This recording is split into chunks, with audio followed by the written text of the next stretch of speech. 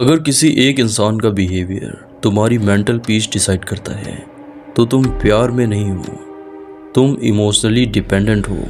और दुनिया का सबसे डेंजरस एडिक्शन ड्रग्स नहीं होता, इंसान होता है।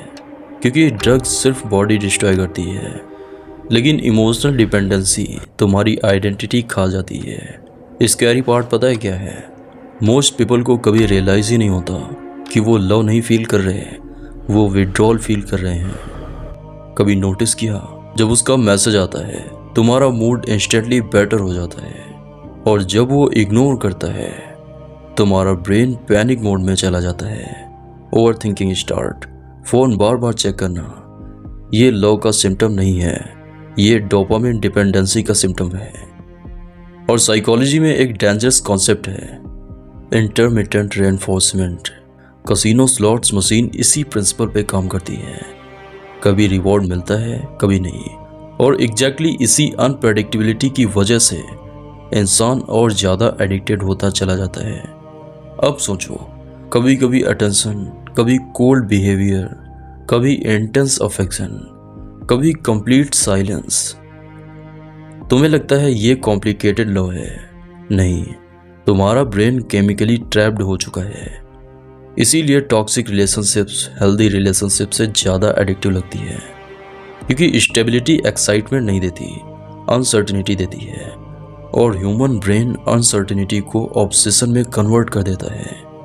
इसीलिए तुम उस इंसान को नहीं चेज कर रहे होते, तुम उस इमोशनल हाइप को चेज कर रहे होते हो जो कभी कभी मिलता है, और वही कभी कभी तुम्हें मेंटली स्लेव बना देता है।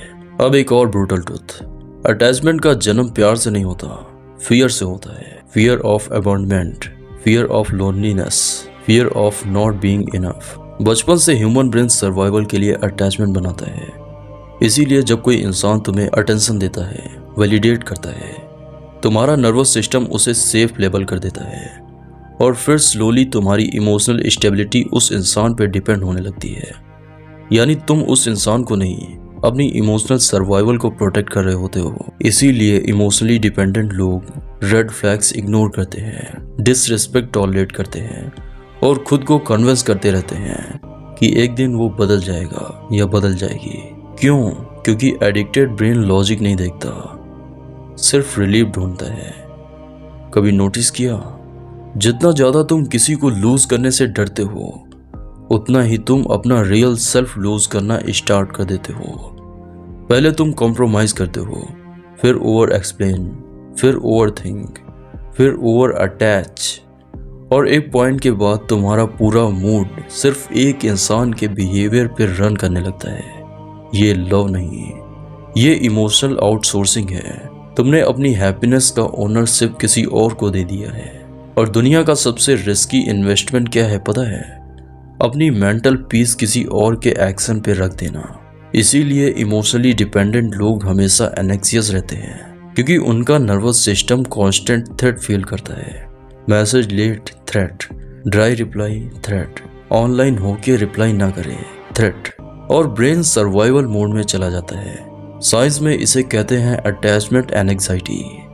तुम्हारा ब्रेन लिटरली रिजेक्शन को फिजिकल पेन की तरह प्रोसेस करता है। इसीलिए हार्ट ब्रेक फिजिकली भी हर्ट करता है। लेकिन यहाँ एक हिडन लेयर है जो ज्यादा लोग कभी समझते ही नहीं। कभी कभी तुम उस इंसान को मिस भी नहीं कर रहे होते, तुम बस फैमिलियरिटी मिस करते हो, रूटीन मिस करते हो, डोपामिन मिस करते हो, और ब्रेन कंफ्यूज हो जाता है कि ये सोलमेट कनेक्शन है।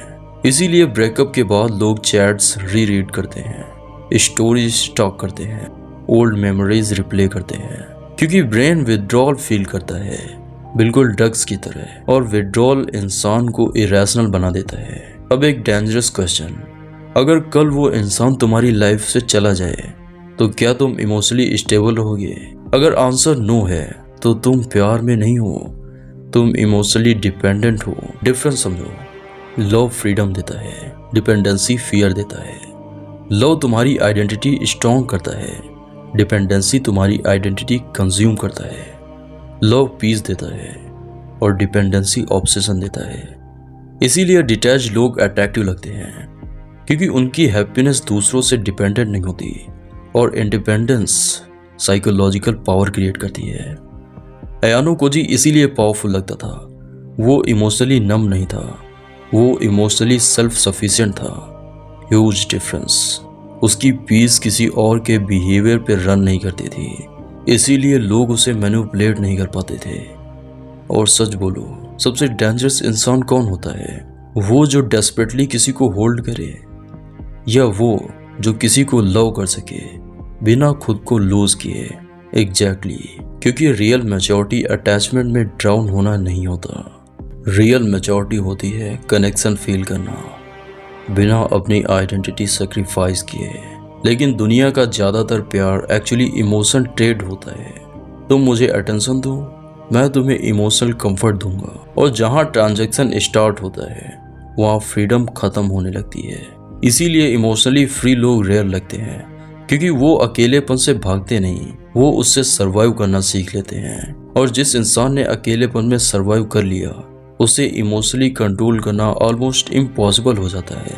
एंड में एक बात याद रखना, अटैचमेंट का अपोजिट डिटैचमेंट नहीं होता। अटैचमेंट का अपोजिट इनर स्टेबिलिटी होता है।